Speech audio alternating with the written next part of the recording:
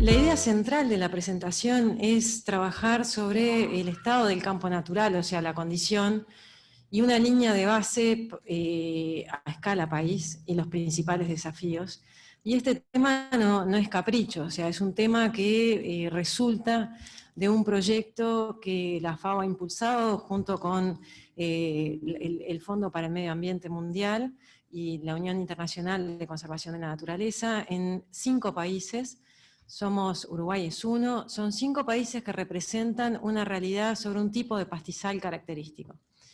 Y lo que se plantea este trabajo en estos 5 países es cómo desarrollar un sistema para monitorear y seguir el estado, la condición del pastizal, los procesos de degradación que están en curso, pero también conocer las prácticas que se llevan adelante para el manejo sostenible de los mismos.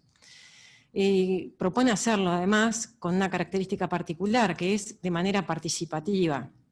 que quienes utilizan esos recursos, quienes están relacionados a esos recursos, a los pastizales, para llamarlos pastizales y tierras de pastoreo, para hablar de ellos en una versión más amplia que la uruguaya, lo que plantea es quienes utilizan ese recurso de manera directa o indirecta, deben mejorar su capacidad para tomar decisiones sobre los mismos de manera de hacer un uso sostenible en el tiempo.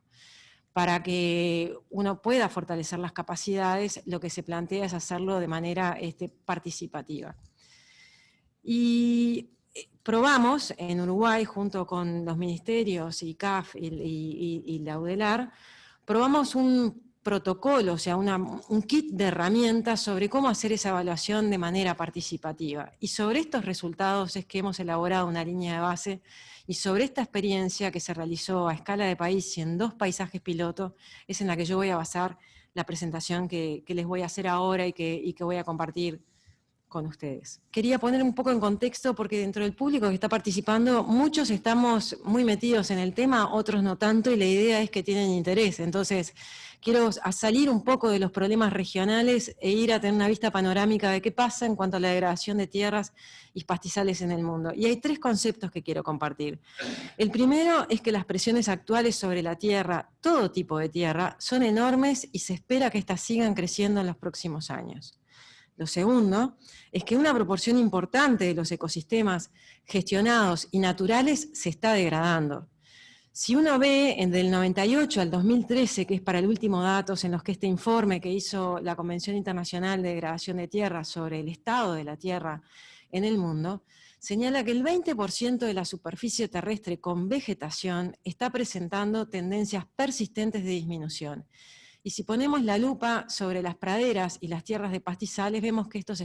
pegan en el palo, o están peor, están por arriba, llegan hasta un 30%. O sea que es uno de los ecosistemas donde más se han presentado este tipo de problemas, y como vamos a ver un poco más adelante, por la demanda de cultivos creciente, de alimentos creciente, de cultivo creciente, de la presión que estamos ejerciendo, es esperable que estos fenómenos se acentúen todavía y se aceleren. Y en ese sentido, Uruguay no escapa, al igual que no escapan los otros países que les mencionaba, participan de este proyecto global, y por eso de ahí el tema de ver cómo se puede hacer una evaluación rápida, bonita y barata, para decirlo de alguna manera, que obtenga la información relevante y que nos permita a todas las partes involucradas conocer el estado de este ecosistema. Yo quería contarles cómo lo hicimos, un poco la estrategia y metodología de trabajo interinstitucional, que fue todo un desafío y me interesa compartir algunas cosas. Luego, entrar a los resultados del trabajo, primero lo que son la situación de contexto, o sea, qué es lo que pasa en la región y lo que pasa específicamente en Uruguay, que motiva el cambio o los procesos que llevan a afectar la condición del campo natural. Luego, centrarme en la condición del campo natural, pero solo en 3 aspectos en ese momento en la presentación, que es la parte de tierra y transformaciones en el uso del suelo, diversidad biológica, recursos hídricos. Luego ver cómo este proceso, este estado, afecta a la sociedad y a la economía, a los uruguayos, y luego a partir de eso retomar algunas lecciones aprendidas, ir hacia el punto que nos convoca, que es el tema hacia dónde trabajar las políticas públicas o en qué lugares poner acento, y un poco llevarnos algunas ideas para seguirlas discutiendo en los ámbitos en los que cada uno de los que estamos acá, pero los que están ahí del otro lado también, participa y toma decisiones en la escala en las que sea que las tome. Con la estrategia, cuando hablamos de estado de campo natural, lo primero que nos pasó a nosotros y que también les pasó a los otros países con algunas diferencias es de qué estamos hablando exactamente cuando hablamos de pastizales, hablamos de campos transformados, hablamos de campos naturales, hablamos de qué concretamente. Nosotros en este proyecto tomamos una definición que fue propuesta por la Mesa de Ganadería sobre campo natural, todos los actores la han mencionado. Es una definición que está muy, muy operativa, o sea que está centrada en la cobertura vegetal, básicamente, y le adicionamos en este trabajo los componentes que hacen a ese sistema bajo producción o transformación humana.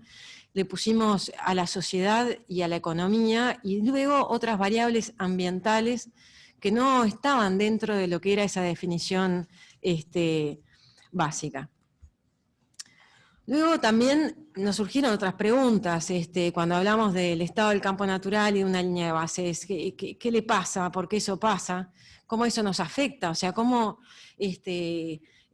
vemos esos efectos en la sociedad, en el empleo, en las empresas agropecuarias? También nos preguntamos qué podemos hacer para revertir y mitigar esos efectos no deseados, y esas fuerzas hacia la reversión o mitigar tienen que ver con el diseño de política pública. O sea, si nosotros queremos cambiar la realidad, tenemos que ver qué elementos precisamos construir para cambiarlas. Y otra serie de preguntas adicionales, en las que les puedo decir que en realidad no fuimos muy originales, porque estas preguntas son un poco típicas y ya han surgido en otras evaluaciones ambientales integradas con estas características. Con esto lo que quiero decir es que hay otros marcos, otros kits de herramientas para trabajar de manera participativa con los actores, e ir viendo cómo esta serie de preguntas y sus respuestas se van organizando.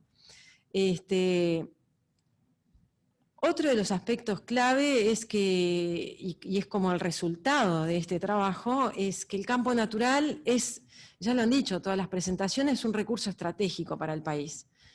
¿sí? En la provisión de bienes y servicios económicos, ambientales y socioculturales, y por lo tanto su condición o su estado y la capacidad de proveer esos bienes y servicios es el resultado de una evolución histórica. O sea, cuando hablamos de una línea de base, la hablamos en una trayectoria, en un contexto dinámico, es como algo que va avanzando, no es estático. O sea, la foto tiene algunos valores para un momento específico, pero también estamos en este lugar porque tenemos una historia reciente, y sobre esa historia reciente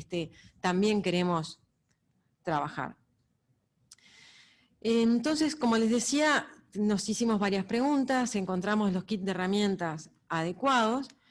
¿sí? Y construimos, identificamos cuáles son la información relevante de manera colectiva, o sea, no solo un equipo técnico, sino haciendo varios talleres y entrevistas en el territorio, y bueno, en trabajo en el que CAF tuvo un rol de liderazgo en la consulta territorial en dos paisajes piloto. Y obtuvimos una serie de información que les voy a comentar más adelante, y esa información se sistematizó, se procesó. Como ahí pueden ver, por ejemplo,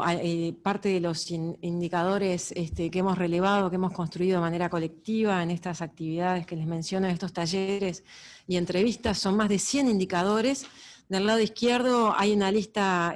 completa, que no pretendo que registren ninguno, sino que vean que hay una gran diversidad que trabaja sobre procesos demográficos, sobre economía, sobre empleo, pero luego va también a las dinámicas de los temas agropecuarios específicamente, muchos de los cuales fueron mencionadas en las charlas previas.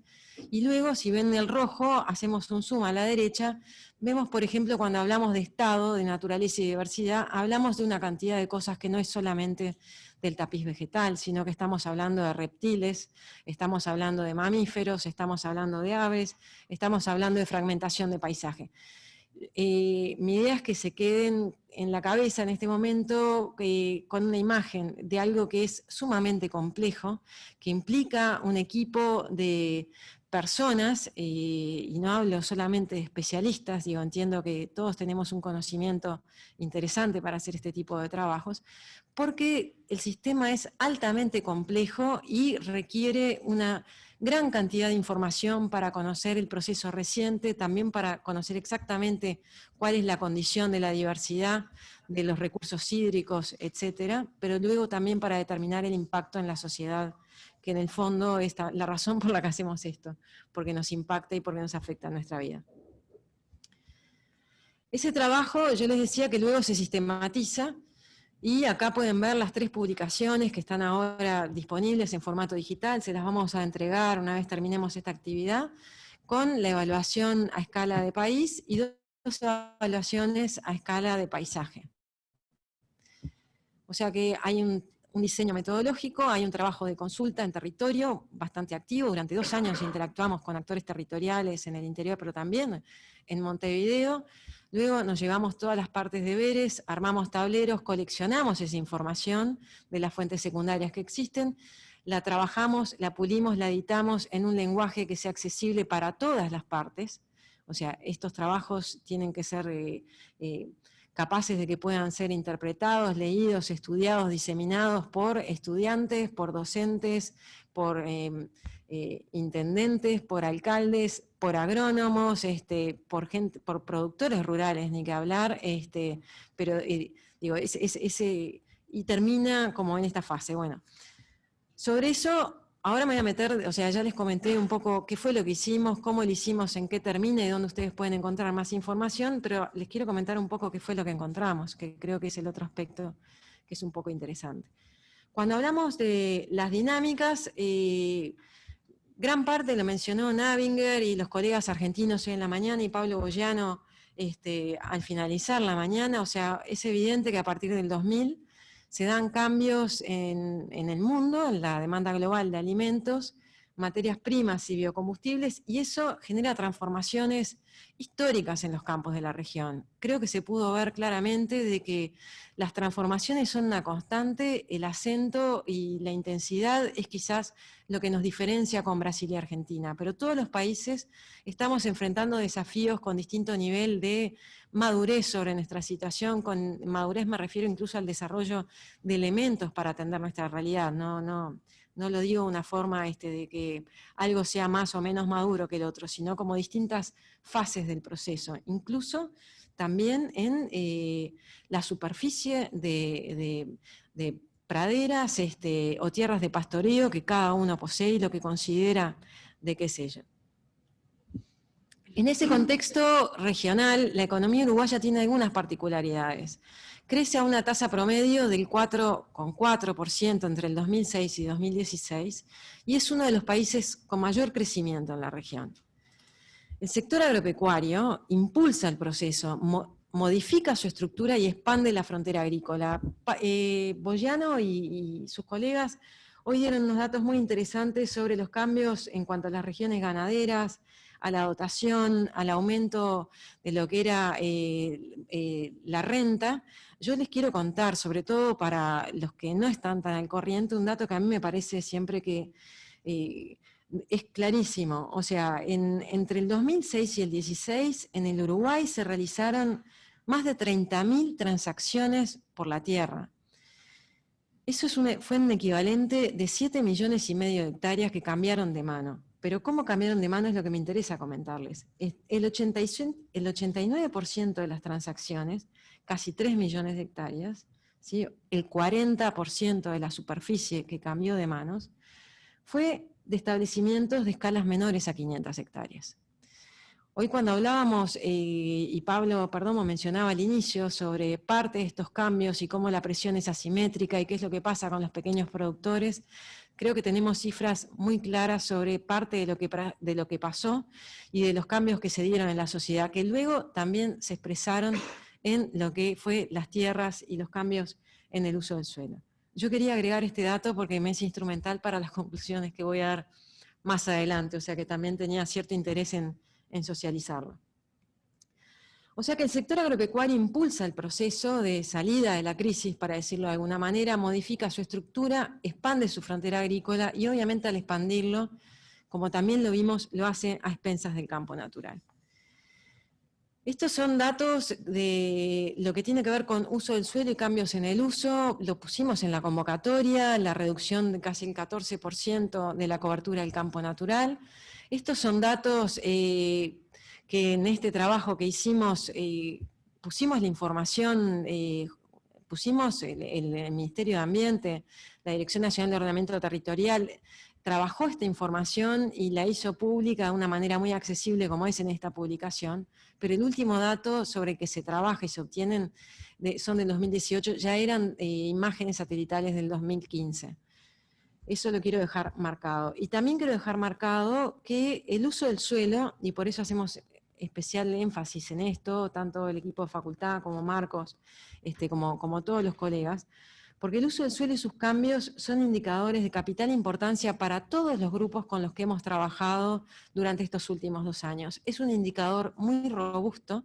el cambio de uso del suelo, que les da información sobre otras variables proximales, como por ejemplo sobre los cambios en el estilo de vida, se asocian a los cambios en el uso del suelo, la fragmentación del paisaje, la pérdida de diversidad, los problemas en calidad de agua. O sea, ese es un indicador, si uno tuviera que diseñar un sistema y decir, bueno, ¿quién es el referente en esto? Diríamos que este es el indicador que es referente y que todos los actores entienden que da información confiable y segura y les da mucha información sobre un proceso. El resto de los indicadores, y sobre los que yo voy a continuar dando esa información más adelante, no hay un consenso total por todas las partes. Quería resaltar la robustez. Cuando hablamos de la condición del estado del campo natural y vamos a ver diversidad biológica, nos encontramos 2 cosas. La primera es que tenemos información espacial confiable sobre la diversidad en el Uruguay. Sabemos que hay casi 300 especies prioritarias para la conservación y las hemos logrado trabajar, las tenemos definidas en cuanto a sus características básicas, ¿no? Sabemos que tenemos 64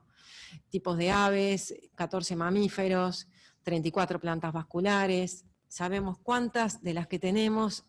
están amenazadas, del total amenazado, o sea que logramos ajustar un poco cuáles son los puntos críticos y las virtudes que tenemos en diversidad biológica. Hay otros indicadores como fragmentación del paisaje, pérdida de diversidad, invasión por exótica, sobre los que todavía no hay información como para completar este reporte y sí lo tenemos identificado como carencias de información en las que se deberían trabajar. Cuando el tercer componente que yo les dije que iba a mencionar en una jibarización de una publicación de 170 páginas, que la tenemos que tratar de explicar brevemente en 15 minutos, es el componente de agua.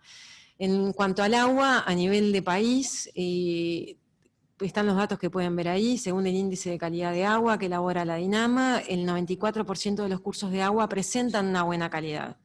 Los cursos de agua que se monitorean no son todos, son solamente los que están en determinadas cuencas, pero sobre esos sabemos que el 94% tiene buena calidad. Sin embargo, comienzan a observarse problemas de eutrofización y florecimientos de algas, y sí sabemos que la calidad del agua tiene estrecha relación con la cobertura del campo natural, punto 1, o sea, en aquellas cuencas donde la cobertura de campo natural fue reducida, comienzan a haber problemas, pero también con el estado de ese campo natural y con las prácticas de manejo que se realizan dentro del predio y dentro de la cuenca. Con esto estoy hablando de eventos que tienen que ver como desde la altura del pasto, de lo que se hablaba hoy, por ejemplo, la cobertura, la erosión, también de la fertilización, estamos hablando de cómo el ganado abreva y cuándo abreva. Y de esta manera quiero ir relacionando un poco las cosas que uno a veces no las tiene tan integradas, de que lo que pasa en el campo tiene una implicancia muy clara de lo que pasa en el resto del país, y por lo tanto las prácticas que se realizan desde dentro, de puertas adentro, que realiza el productor, ¿sí?, redundan en el bienestar de él, en su ingreso económico, pero lo trascienden de alguna manera. Y por otro lado, las decisiones que se toman en cuanto a determinadas actividades económicas trascienden obviamente a la sociedad en su conjunto y afectan, como vimos en otros casos, a los productores puertas adentro, ¿no? En el caso de lo que veíamos de aquellos que vendieron sus campos y dejaron el sector, como para mostrar un poco ese equilibrio entre un lado y otro. Si vamos a ver qué efectos tuvo en la sociedad y la economía este proceso que yo les mencionaba de forma muy resumida y que nos dejó esa diversidad con esas características, el uso del suelo con esas características y los recursos hídricos así, tenemos efectos positivos que incluyen, por un lado, y negativos por otro, ¿no? Pero dentro de los positivos tenemos la mejora en el desarrollo humano, la reducción de la desigualdad, mejora en el ingreso y acceso a servicios básicos, como agua potable, saneamiento y electricidad. Y esto es, o sea, hubo una dinámica económica, mayor actividad económica, una mayor internalización de los beneficios de esa actividad por el resto de la sociedad, y si uno mira las estadísticas nacionales, se ve que hubo durante ese periodo una disminución de la brecha del acceso al agua, al saneamiento, a la luz dentro del interior rural, hubo un cambio en en las condiciones de empleo para mejor, en las condiciones de ingreso. Y por lo tanto esas afirmaciones que estoy diciendo ahí están fundamentadas en la publicación, no es un tema caprichoso. Pero si vemos cuál fue la contracara de esto, también vemos que se dieron cambios en los estilos de vida rurales y en el caso de Uruguay una migración de la zona rural dispersa, o sea, del campo a las ciudades, a los pueblos pequeños y a las ciudades más grandes de un 3% anual. Para comparar con los dos vecinos y las presentaciones que hicieron en la mañana, en Brasil estas cifras rondan en el 1% anual y Uruguay tiene cifras mucho más altas. Hoy tenemos unas 150.000 personas radicadas en el interior rural del país. También es otra imagen que me parece interesante tener en cuenta cuando hablamos de campo natural, de sociedad y de economía.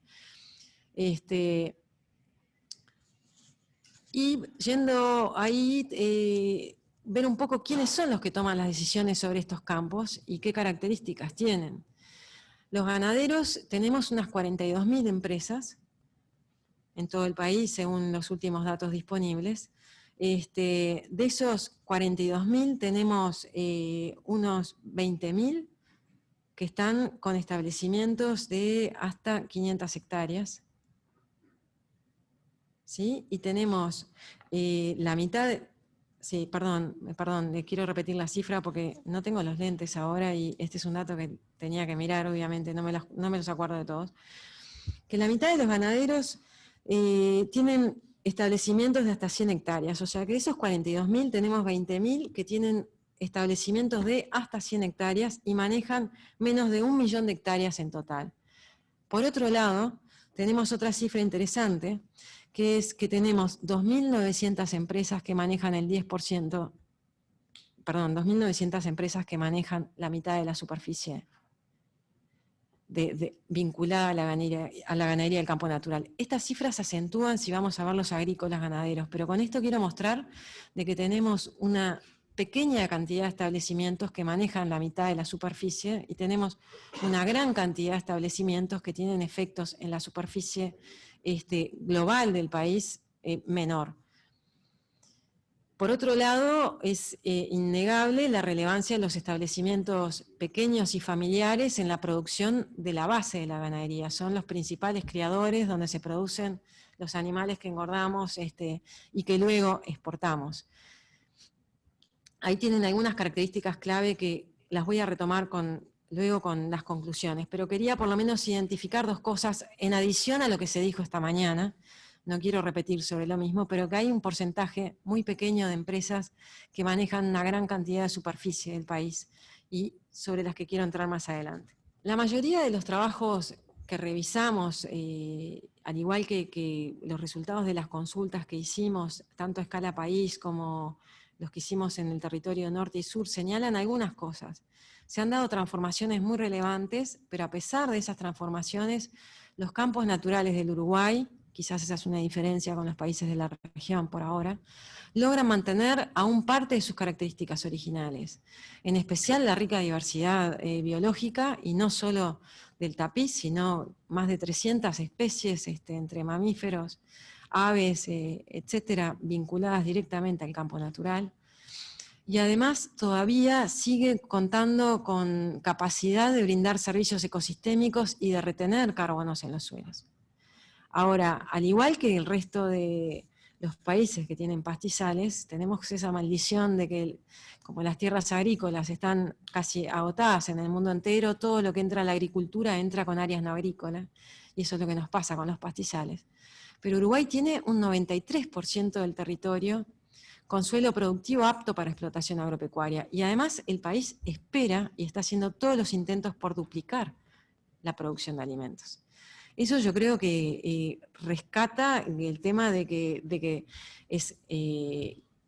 tenemos que trabajar estos aspectos, porque es una realidad de la que no podemos escapar, casi como un destino certero que nos toca. En ese escenario, ¿cuáles son los desafíos que nos planteamos? Es un poco sabiendo qué es lo que pasa, sabemos la situación en la que estamos, la condición, y un poco las fuerzas y las presiones que vamos a sentir hacia dónde continuamos nuestro trabajo. Ese es el componente de desafíos. Por un lado, profundizar y difundir el conocimiento de áreas relevantes para procesos de política pública. O sea, hay algunos temas que son cantados en los que precisamos avanzar para tomar decisiones rápidas, informadas en una realidad que se nos viene arriba. Una de ellas es esta, y en las conclusiones del trabajo, tanto a nivel nacional como local, hay dos áreas básicas. Primero, un sistema nacional para el monitoreo, seguimiento y divulgación de los cambios en el uso del suelo. O sea, los cambios que se dan son muchos, pero este es un cambio central para todos los actores. O sea, saber cuántas hectáreas al año se transforman del campo natural y pasan a ser zonas agrícolas o zonas forestales. Tener esa información disponible de manera confiable y accesible para tomar decisiones. Otro de las acciones concretas para atender este desafío es avanzar en la producción de información y análisis sobre dinámica demográfica, y ahí me refiero a la gente. No, hay trabajos que hablan sobre el empleo agropecuario, sobre el empleo en la ganadería, pero tenemos muchas áreas de incertidumbre